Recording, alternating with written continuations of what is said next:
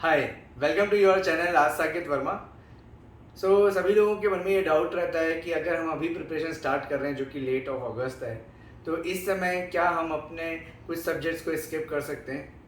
तो इसका आंसर मैं देने से पहले आपसे पूछना चाहूँगा कि क्यों आप स्किप करना चाहते हैं किसी भी सब्जेक्ट को।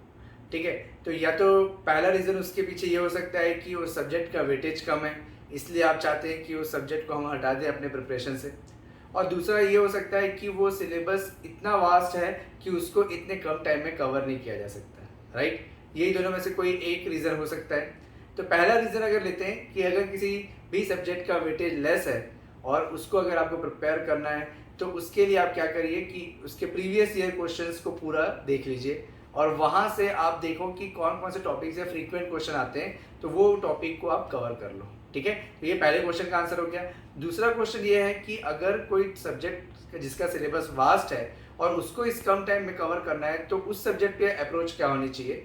तो उस पर आप सबसे पहले ये करो कि उस सब्जेक्ट का जितना भी इजी कंसेप्ट है उसको टिक कर लो और उस इजी कंसेप्ट को पहले पढ़ लो। ठीक है, तो ये पहला स्टेप हो गया कि उस सब्जेक्ट का कुछ पार्ट इजी होगा और कुछ पार्ट डिफिकल्ट होगा, तो आपने इजी पार्ट को कवर कर लिया, मतलब आप ये मान के चल सकते हो कि आपने 50% कवर कर लिया, क्योंकि 50% ईजी होगा, 50% में 25% टफ और 25% मॉडरेट होगा।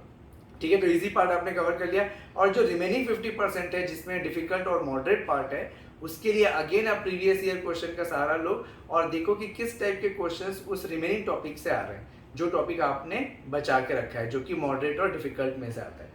तो उसमें से फिर प्रीवियस ईयर क्वेश्चंस के अकॉर्डिंग आप कंसेप्ट्स को पढ़ लो और उसके क्वेश्चन सॉल्व कर लो। तो अगर आप ये अप्रोच रखते हो लेस वेटेज और वास्ट सिलेबस में, तो डेफिनेटली बिना किसी सब्जेक्ट को स्किप किए आप इस कम टाइम में भी अपने सिलेबस को प्रिपेयर कर सकते हो। Thank you.